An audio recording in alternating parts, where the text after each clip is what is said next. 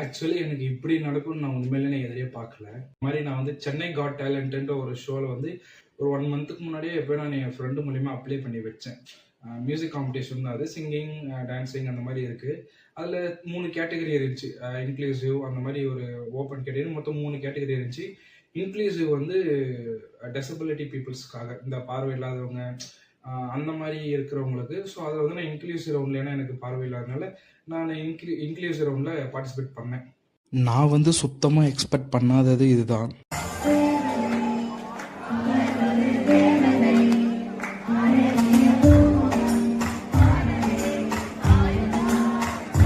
நான் எக்ஸ்பெக்டே பண்ணாதது வந்து ஆடியன்ஸ் என் கூட சேர்ந்து பாடுவாங்கன்னு நான் எக்ஸ்பெக்டே பண்ணல. ஏன்னா கீபோர்ட் நான் ப்ளே பண்ணுவேன், ஜஸ்ட் அவங்க கேட்பாங்கன்னு மட்டும் தான் நினைச்சேன். ஆனா கூட சேர்ந்து பாடி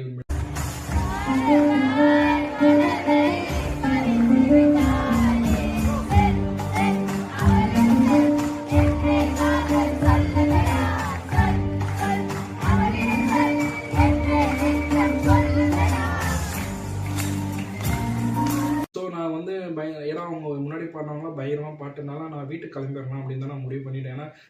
ஏன்னா நான் பக்கத்து டிஸ்ட்ரிக்ட். ஸோ அதுலேருந்து நான் ட்ராவல் பண்ணிட்டு வந்தனால சரி கிளம்பிடலாம். ஏன்னா எனக்கு தெரிஞ்சிச்சு அவங்க சூப்பராக பாடிட்டாங்க, நம்ம பெருசாக நம்ம எதுவும் பண்ணல, இது ஜஸ்ட் ஒரு இதுதான் சொல்லிட்டு கிளம்பலான்ற ஒரு ஸ்டேஜுக்கு என்னை கூப்பிட்டாங்க என்னோட வாலண்டியர் போகலான்னு சொல்லி. நான் இப்போ நினச்சேன் கீழே போகும் தான் நினச்சேன். பட் ஆனால் நான் எக்ஸ்பெக்டே பண்ணாதது.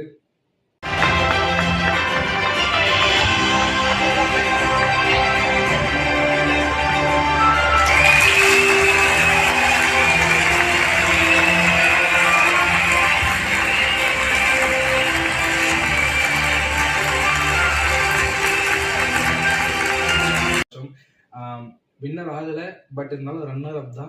இருந்தாலும் என்னோட ஃபீல்டில் நான் ஃபர்ஸ்ட் ஸ்டேஜ்லேயே இதை வாங்கினதே எனக்கு ஒரு சந்தோஷமா. அந்த ஸ்டேஜில் நான் ஒன்று முடிவு பண்ணேன், நம்ம லைஃப் இந்த சென்னையில் இருந்து ஸ்டார்ட் ஆகிடுச்சு. இனிமேல் எங்கே மியூசிக் காம்படிஷன் நடந்தாலும் எல்லா இடத்துலையும் பார்ட்டிசிபேட் பண்ணணும் அப்படின்னு நான் நினச்சேன். தோக்கறனா ஜெயிக்கிறன்றது முக்கியம் இல்லை, நான் கண்டிப்பாக பார்ட்டிசிபேட் பண்ணணும் அப்படின்னு நான் முடிவு பண்ணேன். நம்ம ஹிப்ஹாப் ஆதி என்ன சொன்ன மாதிரி தான், நான் எவ்வளோ கேவலமாக தோத்தாலும் மீசையை முறுக்கிட்டே தோப்பண்டா. மீசையை முறுக்கே